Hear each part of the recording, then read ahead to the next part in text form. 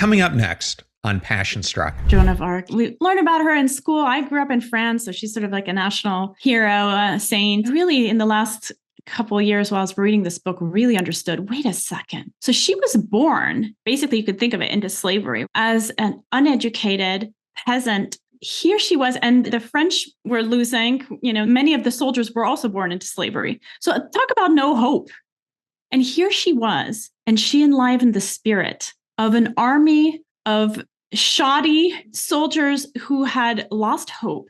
And she got them to stop drinking, to stop whoring, to go to church, to follow her into battle, and to win. If you think about that, she had the sovereignty in her that kindled the sovereignty in a bunch of hooligans who weren't even expecting that they could win. Not just that, she had to go to the king, who was such a weak, disempowered guy, the French king who was sort of hiding out. And she brought him to the church to crown him. She gave the king his sovereignty because he himself was not claiming it. It's such an extraordinary story when you think about it. And it goes to show how when one person has sovereignty kindled within them, they awaken the sovereignty in others, even if they are the most lowest rank there could possibly be. Welcome to Passion Struck. Hi, I'm your host, John R. Miles, and on the show, we decipher the secrets, tips, and guidance of the world's most inspiring people and turn their wisdom into practical advice for you and those around you. Our mission is to help you unlock the power of intentionality so that you can become the best version of yourself. If you're new to the show, I offer advice and answer listener questions on Fridays. We have long-form interviews the rest of the week with guests ranging from astronauts to authors, CEOs, creators, innovators, scientists, military leaders, visionaries, and athletes. Now, let's go out there and become Passion Struck.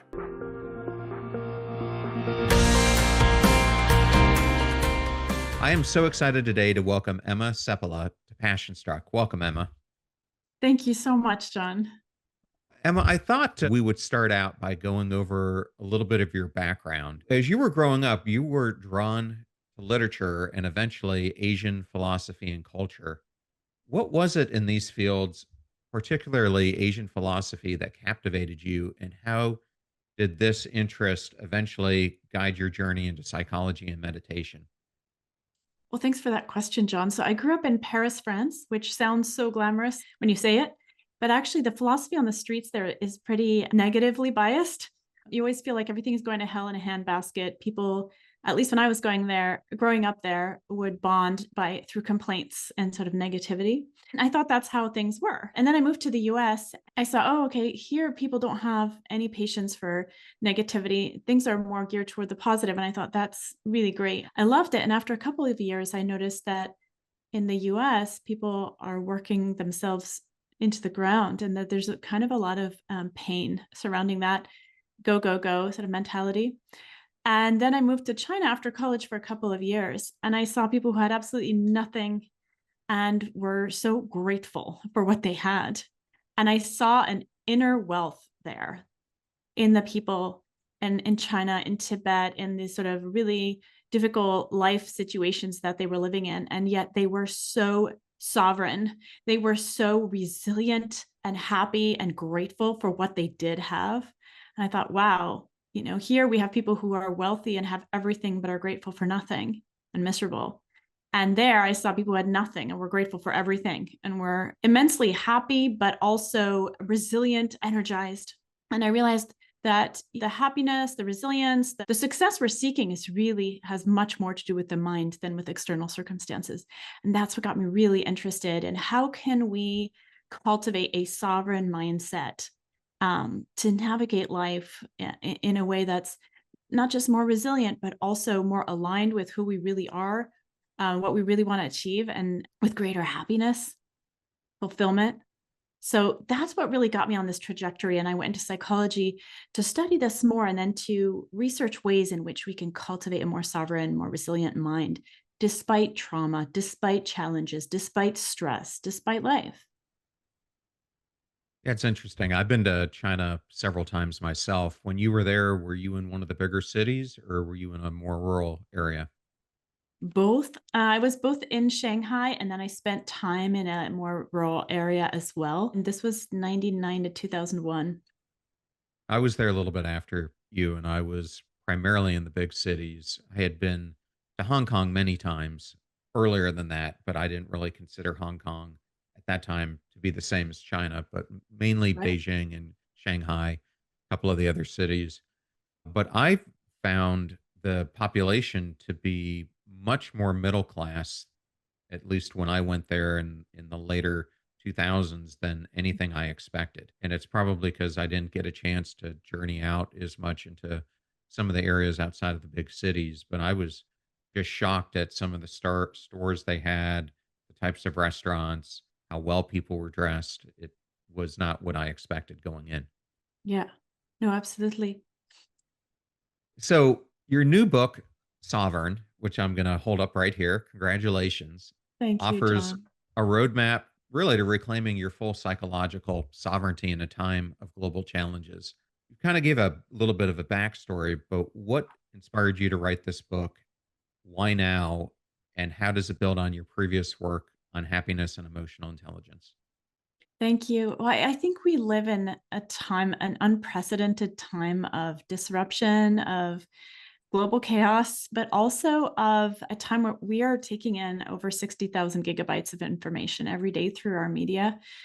And a time when there is so much coming at us that it's easy to sometimes completely get out of touch with your own self, your own higher purpose, your passion.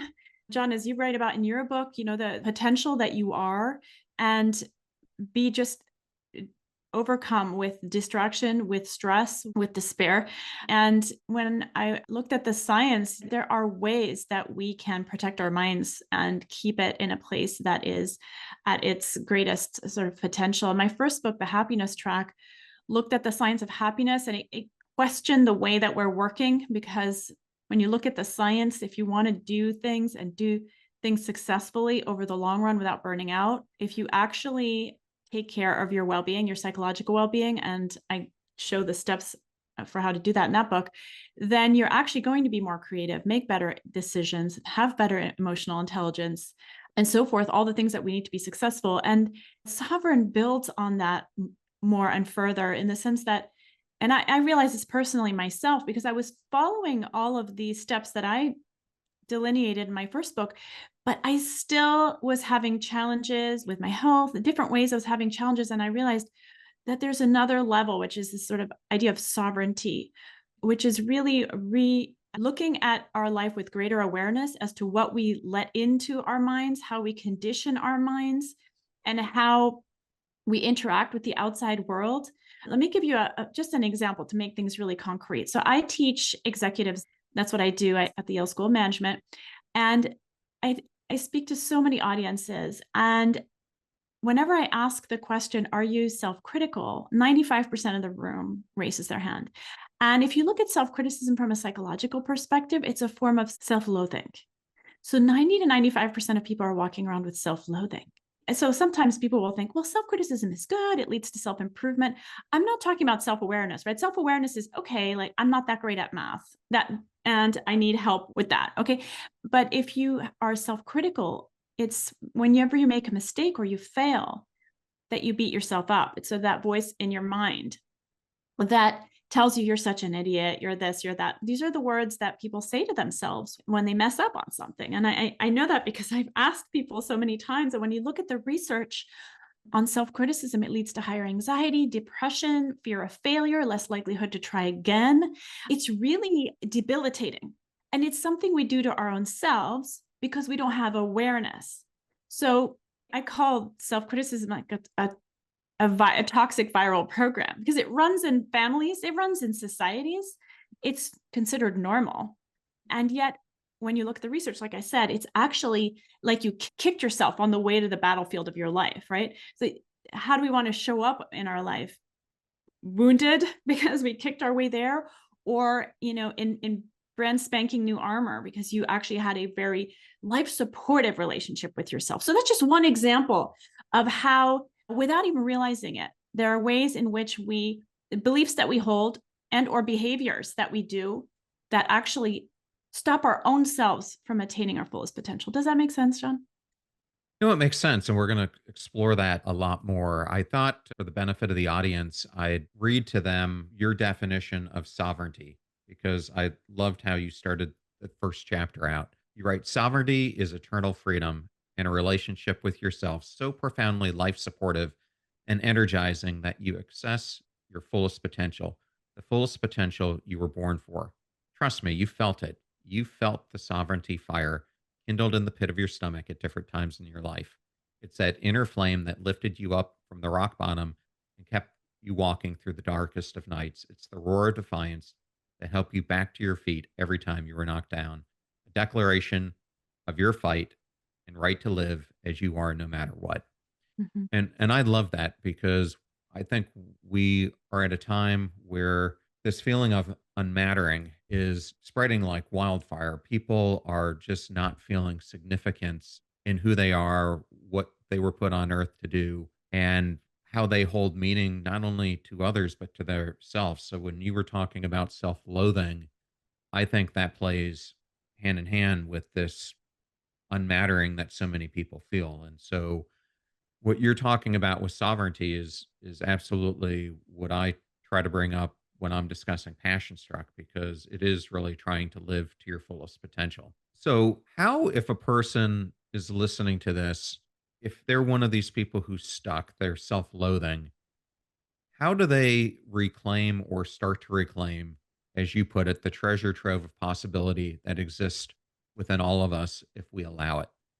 Mhm. I mean, the reason I started with the self-loathing piece is because it's sort of fundamental to have a life supportive relationship with yourself. And sometimes that just takes retraining. But the first part, the first puzzle of sovereignty is awareness. When we talk about toxic workplaces and we talk about toxic relationships with other people, but most people don't realize they're in a toxic relationship with their own self. And that doesn't make any sense, right? It just doesn't make any sense. And when you build the foundation for that, which really starts by attending to yourself with the same kindness and consideration and support that you would attend to your best friend, that you would attend to your child. And that can sound soft and fuzzy, but the truth is that research shows that when you have that kind of relationship with yourself, you have better mental health, you have better psychological well-being, you have better sleep, you have better relationships with others, because get this, we all want good relationships with others. Yet when we're highly self-critical, we also tend to be most critical of the people that we love the most and want to hurt the least. Because however you relate to yourself, you will probably also relate to those closest to you. And research shows that when you have a better relationship with yourself, you actually have better relationships with other people. And this could be your colleagues, this could be your children, this could be your spouse.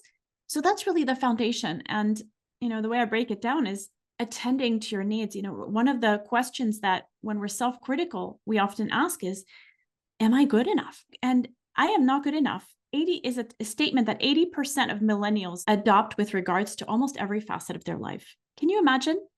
And that's the question that self-criticism asks. That's why people talk about imposter syndrome and so forth. But the complete opposite is the question that you ask yourself when you have more of that sort of sovereign relationship with yourself, which is, what's good for me? It's a completely different experience of what is it that you need at this moment, and just taking care of basic needs. And that's really a foundational piece for the rest of the book, because the rest of the book looks into how do we have sovereign emotions, sovereign relationships? How do we have a sovereign relationship with our body, with our mind?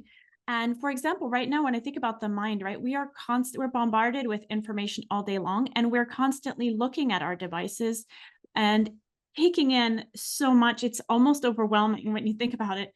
And then we're meant to come up with our own ideas and understand how we personally feel and think about things. And yet we've been so barraged with information that it's almost hard to know what is yours and what isn't. And I like to give this example of, I met with a colonel in the army whose job it was to craft messages for the Taliban to get them to think a certain way. And I was talking to this person and said, wow, like if your job was to craft these sort of manipulative messages, how do you approach the messages that are coming your way? Because we get messages from our news, from our social media, from everywhere. And he says, well, I always look for the intent behind the message. And I said, okay, so how do you do that?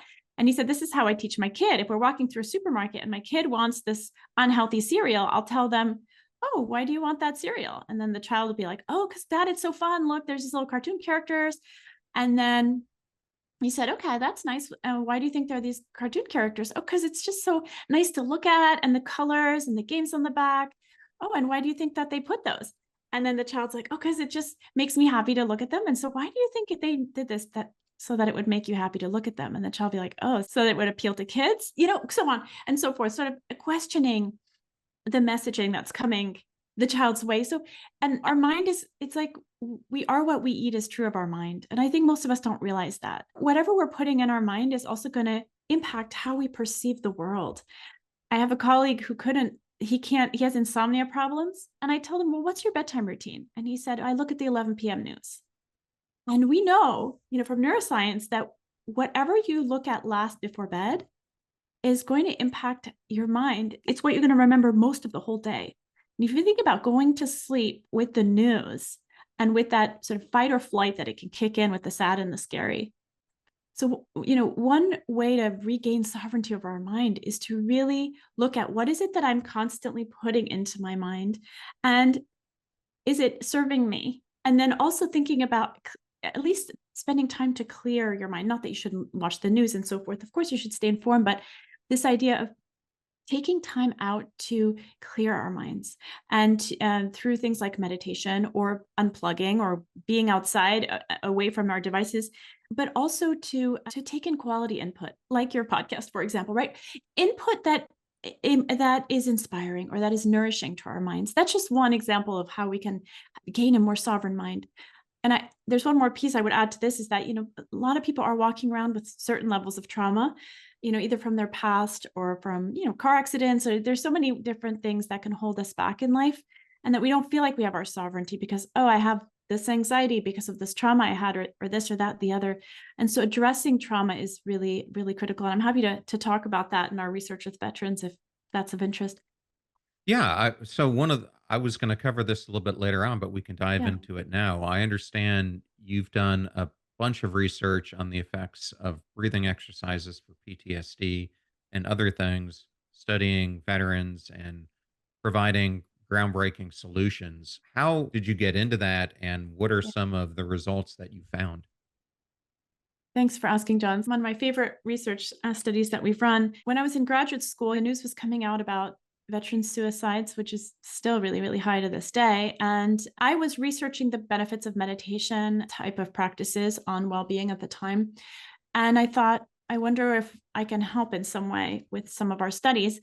Now, I was in New York City during 9/11, and I had massive amounts of anxiety after 9/11. Every morning at 8:30 a.m., my body was shaking almost when I was preparing to go outside.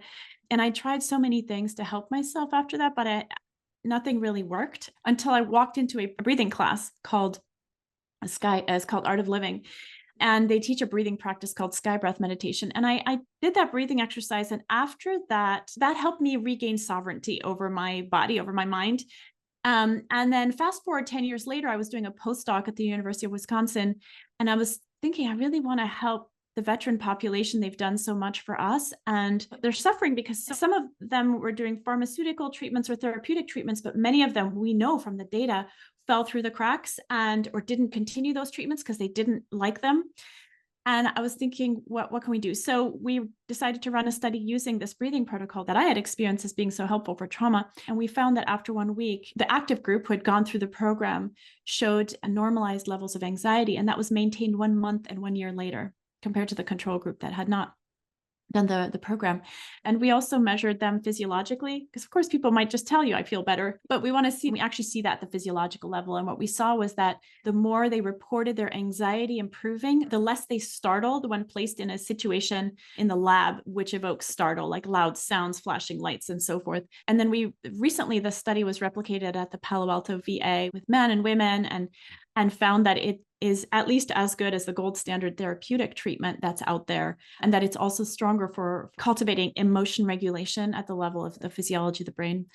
That was really one of the most sort of touching studies I've ever run. I remember one of the participants after just saying, thank you for giving me my life back. And, many of them were hunkered up in their basement drinking and smoking weed and self-medicating, and they were able to move on with their lives after that. In fact, there was a documentary film that was made about it called Free the Mind. Man, well, that is some amazing work that you did and such a profound impact that it's having. And to have an efficacy that was similar, if not better, than standard, I guess what you're talking about is talk therapy, Yes. cognitive behavior therapy, cognitive Yeah, processing therapy. cognitive processing therapy. And if this program is offered for veterans and military families at no cost through a nonprofit called Project Welcome Home Troops. It's really wonderful. So you really dive into this sky breath meditation in chapter 4, which is on the sovereign mind. And maybe we'll jump there because you start this chapter out by discussing the story of a person named Star who had significant limiting beliefs that were forming an imprint on their life. How can we, using the story of Star, come to understand how we too have such imprints and how do we achieve mental sovereignty over them by embracing our full potential? Yeah, so the story of Star, I met her. She was in one of our executive programs. And she was an African American lawyer and working for the government. She was telling me she was becoming aware of an imprint. And an imprint is sort of a belief that's in your mind and that can either be negative or positive or neutral. But in her case, she was noticing that she had this fear that was preventing her from reaching for more in her professional life that she knew she was capable of and that she wanted. And she said, as an African American woman, I have this fear that I shouldn't live too large, basically, just try to do more than I should. Or she had this fear that was dominating her mind, but she was becoming very aware of it. And she was becoming aware that she no longer wanted that to control her. And she decided that she was going to stare that imprint in the face and understand that it wasn't true and that it wasn't hers to own. And she went on to apply for some jobs and got an amazing job at a Fortune 500 company and is doing amazing. And what her story reveals to us is we all have imprints, beliefs. They might be cultural beliefs, they might be societal beliefs, or something we learned in our family or from our background that are holding us back and holding us small, smaller than we need to be, than we should be, than we are. And we all have those, and staring at them and being aware of them is what helps us to then no longer be slave to them. So trauma, for example, could be an imprint that's really strong that you can work through, right, with something like the sky breath meditation. But meditation itself is also a way of becoming aware of imprints, as is relationships. So whenever you're in a relationship, whether it's professional or with someone else, when you are triggered, then sometimes that is a sign of an imprint that's there. For example, if you're someone who at some point in life felt disrespected, maybe as a child, and then you're in relationships with others and your big trigger is when you feel disrespected.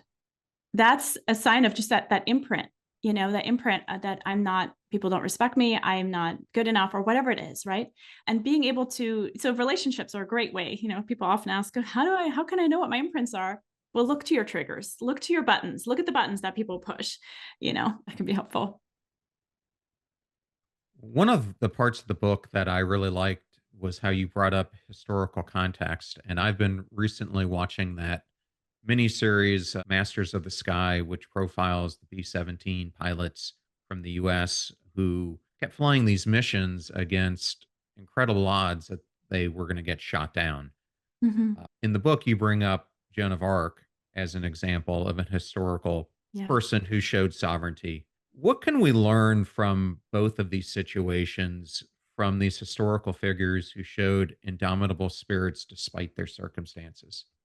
Thanks for bringing up Joan of Arc. We learned about her in school. I grew up in France, so she's sort of like a national hero, saint, and all that. And I really, in the last couple of years while I was reading this book, really understood, wait a second. So she was born, the English owned France at the time. So she was born, basically, you could think of it into slavery, right, to the English as an uneducated peasant, couldn't read or write, 17 years old, a woman. Can you get any lower rank than that? You're basically the lowest rank in society, plus you're enslaved to another country. So all of these things. And here she was, and the French were losing. They were not, many of the soldiers were also born into slavery. So talk about no hope. And here she was, and she went and she enlivened the spirit of an army of shoddy soldiers who had lost hope. And she got them to stop drinking, to stop whoring, to go to church, to follow her into battle, and to win. If you think about that, she had the sovereignty in her that kindled the sovereignty in a bunch of hooligans who weren't even expecting that they could win. Not just that, she had to go to the king, who was such a weak, disempowered guy, the French king who was sort of hiding out. And she brought him to the church to crown him. She crowned him. She gave the king his sovereignty because he himself was not claiming it. So I just think it's such an extraordinary story when you think about it. And it goes to show how when one person has sovereignty kindled within them, they awaken the sovereignty in others, even if they are the most lowest rank there could possibly be. And I spoke to my husband about this too. He was in the Marine Corps, and he said it was often not the strongest or the youngest or the biggest who were the ones who stayed standing in the very difficult exercises where, sometimes after hours and hours of climbing up the hill with giant packs, people are falling down left and right, and not in battle, but I'm just talking about exhaustion, dehydration, whatever. Or in these really difficult exercises, which I know that you've been through as well, the military. He said it's the person who has the most sovereignty within them and can withstand. And it's not just grit. Sometimes people are like, oh, it's just grit. It's not just grit, because you can be very gritty and have a very self-destructive relationship with yourself at the same time. In fact, as someone who's taught at Yale and Stanford for the last 20 years now, I can tell you, I know a lot of really gritty people there who are also very self-destructive. They do not have a life-supportive relationship with themselves, and they burn themselves into the ground as a consequence. So sovereignty is really that marriage of both, that passion that you're talking about. I love the definition you give in your book, Passion Struck, of there's both the grit and then there's the intent, all that together, the intentionality, and then that life supportive relationship with oneself. Yeah, I appreciate you bringing that up. I had a interesting discussion with Angela Duckworth on this when I finally got her on the podcast. For those who've read her book, she starts it out by talking about West Point cadets and that it was passion, perseverance, which she calls grit, and their physical abilities what got them through. And Mhm. I challenged her on it because having gone to the Naval Academy, I thought that those things were absolutely essential. And I do agree that they took more weight than having talent and perhaps intelligence. But to your point, I thought that the whole missing ingredient was being intentional. It's that self control. It's noticing when you're on the wrong path, when you're not being sovereign, when you're self loathing or self criticizing or giving in to your own weaknesses, and knowing that you need to catch yourself and get back on the right path. And that's where I think intention plays a huge role. So I appreciate you bringing that up. And as you were talking about historical figures, it also made me, for whatever reason, think of Mandela and how he was really the lowest of lows, sitting in a prison cell. Yet Mhm. when he left and finally got freed, he thought, I can take this anger and angst with me, or I can let it go and be the vessel, the sovereign force that is for good and change. And I think we all have that choice to make. And his story and Joan of Arc's illustrates that even under the worst of circumstances, we still have choices that we can make to choose to be the person we want to be. And just one of the people I talk about in my introduction is this woman, Nazreen. She was a child laborer, a child slave in Nepal, Kathmandu. And she has, by certain circumstances, she was able to get herself out of there and start her own business there and start to hire women and there who and pay them fairly and so forth. But talk about that sovereignty of being born into sort of a slave-like situation, undocumented, in a village where they're undocumented, no birth certificate, no identity card, nothing, and then working as child laborers and turning that around. And these stories are and there's another one, John, that I talk about in my introduction too, which is a female veteran that I met. Having interviewed a lot of veterans, for combat veterans, I've heard a lot of really horrendous stories. But when I heard hers, it was probably the worst I'd heard. She was in combat during the day in Iraq, and during the night, her own commander was prostituting her and threatening her that if she ever said anything, she wouldn't go home alive to see her baby. And she was only 24 years old. Wow. And when I met her and she told me her story, I couldn't help but have tears running down my face because just such a horrific experience for over a year that she had there. But she had this sovereignty about her, John. She was just like, I just want to be a good wife. I want to be a good mother. And I just want to be I just want to be a good person. And not an ounce of self-pity, of victimhood, nothing about her. And she did, she went through the sky breath meditation through our study, and she definitely had the trauma to work through. And she said, if I hadn't done this, I would probably be an alcoholic on the street. But once she had been able to take care of her trauma, she has gone on to be a really high-level leader in one of the biggest tech firms in the US. And she's an incredible mother to her son who's on the autism, so it requires a lot of work. And she's right there with him and doing amazing work. But that sovereignty that I saw in her was so inspiring. Yeah, because she could have been feeling was shame, rejection, Of course. self-loathing, as you were talking about, feeling inauthentic because of what happened to her, but she was able to turn the situation around, which is really a great role model for people who are listening to think about a person in that situation choosing to live their life the way that they want to and not being conditioned by what they went through. Absolutely. I mean, she's certainly worked on herself. I think these things do take, especially when there's trauma, there's healing that takes place, but she's done it from a place of sovereignty. And she is the leader of her life. She has not let that take over her life trajectory. Well, it reminds me of the quote that you have in the book by Maya Angelou. I learned a long time ago that the wisest thing I can do is be on my own side. Drawing from her wisdom, how does self compassion empower us in life's challenges like the one you were just discussing? And why is it crucial to be on our own side in the battlefield that we have in life? Yeah, like we were talking about earlier, it doesn't make sense not to be. And that's why I love that quote by Maya Angelou. And there's another one that I really love by Audre Lorde, who's a self-described gay Black woman in a straight white man's world. She's an activist and an author, writer, poet.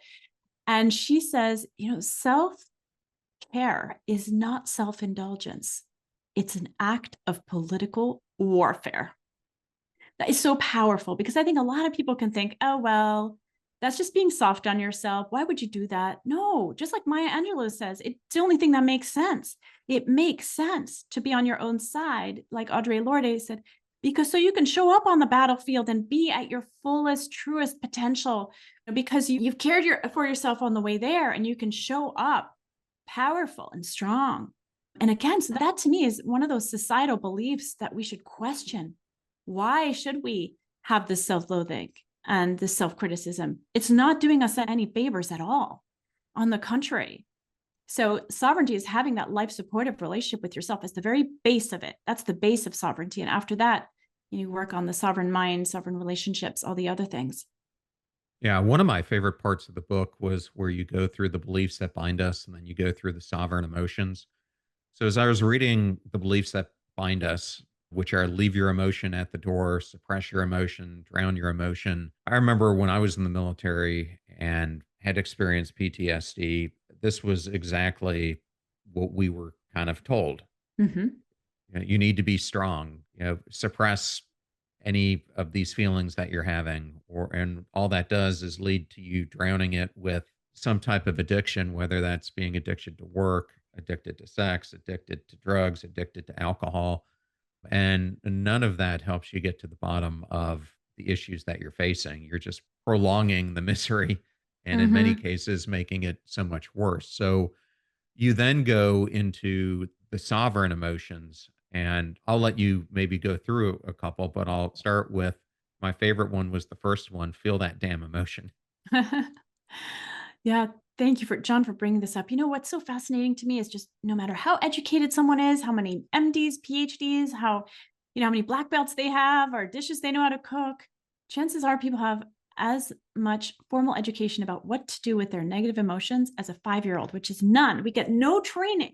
It's at the core of our lives. We feel emotions every minute of the day, even if we can think we don't. Hopefully, we're feeling enthusiastic about life and energized, but we could be feeling upset or stressed or anxious just going through our inbox. 5 different emails can evoke different emotions that are stressful and so forth. So as you were saying, research shows that when we suppress our emotions, it actually makes them stronger and they're more likely to explode in an inappropriate way or implode with stomach aches or migraines. And like you said, we can fall for addiction because we don't know what to do.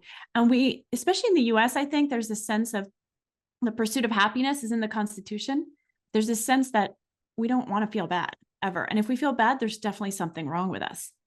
And yet feeling the negative emotions is complete part of life. And it's in other cultures like in China or India, it's an understanding that when you feel the negative emotions, they also have a benefit. And if we think about hard times in our life, it's the really difficult times. It's the layoffs, the divorces, the healthcare or finance issues that also led to a lot of growth for us, a lot of understanding. We became more compassionate, we became kinder, we had more perspective, we became more grateful when things turned around, right? So here in the US, there's this sense of, and I think in many places, that we just don't want to feel bad. And so what do? We suppress because that's the only thing that we've learned, most of us. But actually, if you think of emotion, it's energy in motion. And if you think about how long a child is angry for, it's 2 minutes, 3 minutes, and they're done and they're moving on. They're best friends with the person they just were so mad at, right? So if you can think of emotion as energy in motion, it's energy moving through your system. And if you let it move through your system, you can become free of it, just like a child is. But an adult, when they're angry, they can suppress it and they can hold it in and they can last a lifetime. They can pass it on. And so, and for sure in the military, that's what you learned. But not just in the military. I would say much of society and most of the audiences I speak to, this is what they say. Suppression is something the basic thing that they've learned. And I would think this is maybe even more particularly true for men, but it's true for men and women. And so when you actually allow yourself to feel the emotion, even when it's really uncomfortable and all you want to do is go have some alcohol or distract yourself with entertainment or go shop or work or whatever it is, right? Feeling the emotion allows it to move through your system, just like a kid having a tantrum on the floor. I mean, not that you should have a tantrum in the supermarket when they don't have your favorite brand of whatever, right? But allowing yourself to feel actually allows the emotion to move through you. And you can do things to help you with that too, whether it's breathing exercises like the ones I was talking about, or walking outside in nature, changing your perspective. There are a lot of different things you can move the body. But the idea is to remain aware. And when you're aware of the pain, even though it's excruciating and sometimes feels awful, that is what allows it to move. Does that make sense? No, it makes sense completely. So I wanted to make sure we hit on chapter 5 of your book where you discuss relationships and you go into 6 keys of positive relational energy, including showing care, support, forgiveness, inspiration, meaningfulness, etc. But what I wanted you to go into, which I really liked, were the 3 types of energizers: Yeah. crushers, sacrificers, and stars. Yep. So some of my colleagues were looking at organizations to see, in terms of these large networks of people, they made this fascinating discovery, which was that there are these subgroups of people in these organizations that were just super productive. Like something was going on there that was very unusual. And what they found each time was that at the center of that group was one person, and that person was life-giving to everyone else. What was going on here? And I remember my colleague Kim Cameron saying, I know it's embarrassing as a scientist to use this word, but the person at the center of that group we can only describe as being a positive energizer. They have positive relational energy. What is this? So I think we all know people in our lives or in our communities where when we spend time with them, we feel more tired after we spend time with them, or a little more depleted in their presence. And I think that term, quote unquote, energy vampire, it's been around for 20 years. And sure, we've known about that. But what Kim and his colleagues discovered was that there's the opposite is also true. These certain individuals are energy enhancers. They're life-giving. What is it about these people? And then they create this massive amount of productivity around them. And leaders who lead in this way have healthier organizations, happier organizations, more productive organizations, more engaged organizations, and so forth and so on. And people can be trained in this. And again, relationships, just like emotions, is an area of our life where we've never received any formal training.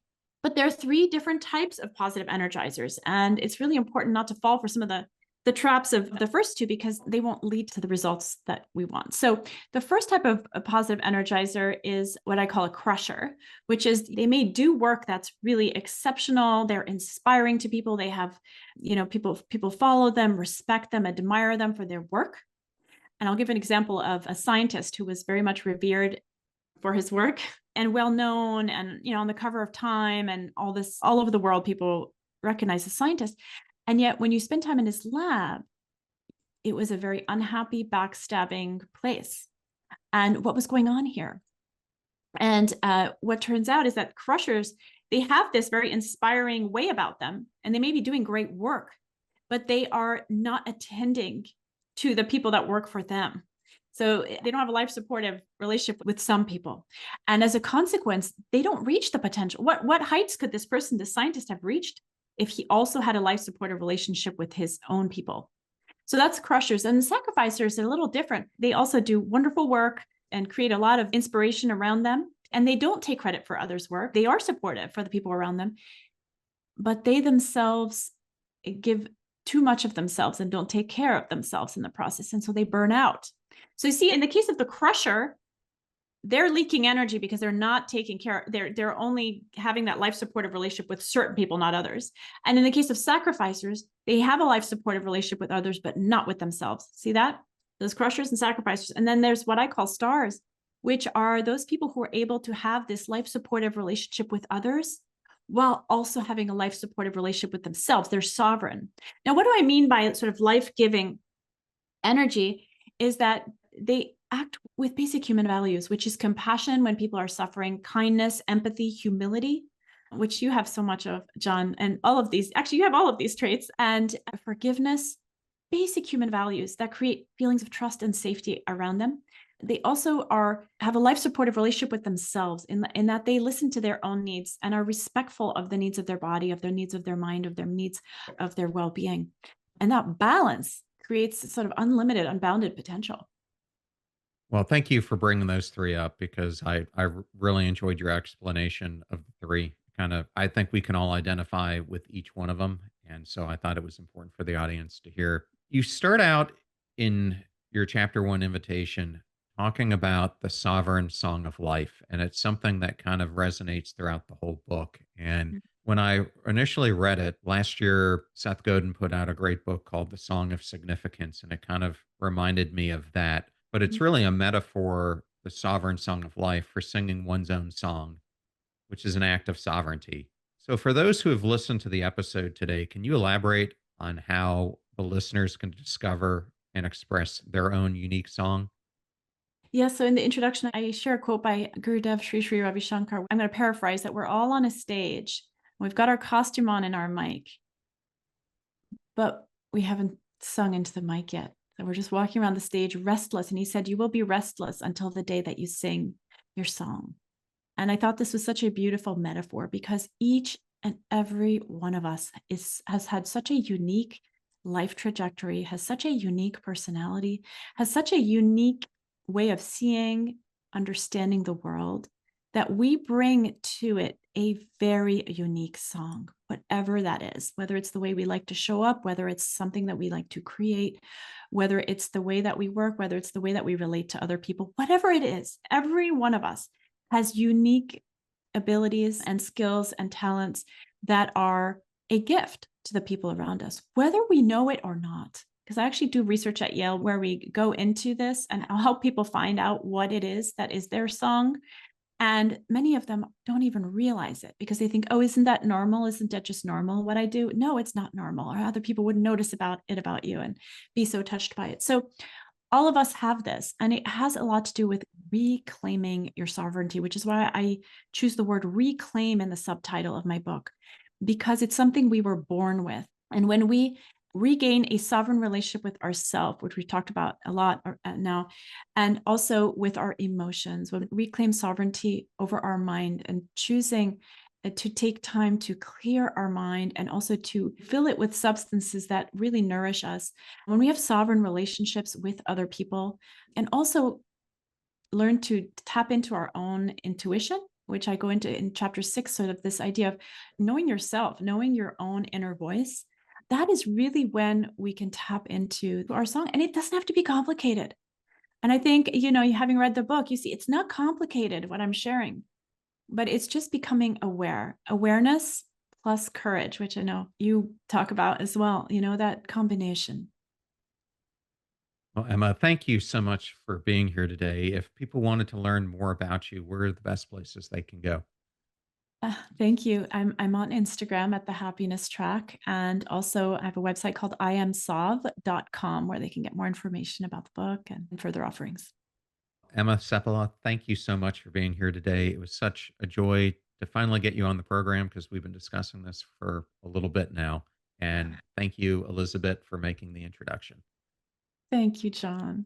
I thoroughly enjoyed that interview with Dr. Emma Seppälä, and I wanted to thank Emma Hayhouse and Elizabeth Leahy for the honor and privilege of having her appear on today's show. You're about to hear a preview of the Passion Struck podcast interview that I did with Neil Patel, a master of marketing and digital content. In this can't miss episode, Neil reveals the secrets of the power of personal branding, how to master audience engagement, and the art of storytelling to build a lasting brand. We'll break down how Neil uses setbacks as springboards to success and his systematic approach to becoming a powerhouse in personal branding and content creation. Think of soap operas and the emotional roller coaster that they take you through. That's an example of really good storytelling. And what you got to do is think about the moments in your story, the scary ones, the happy ones, the good ones, the bad ones, the exciting ones, and how to integrate them and take people throughout the journey. And make sure you share the details because the devil's in the details of storytelling.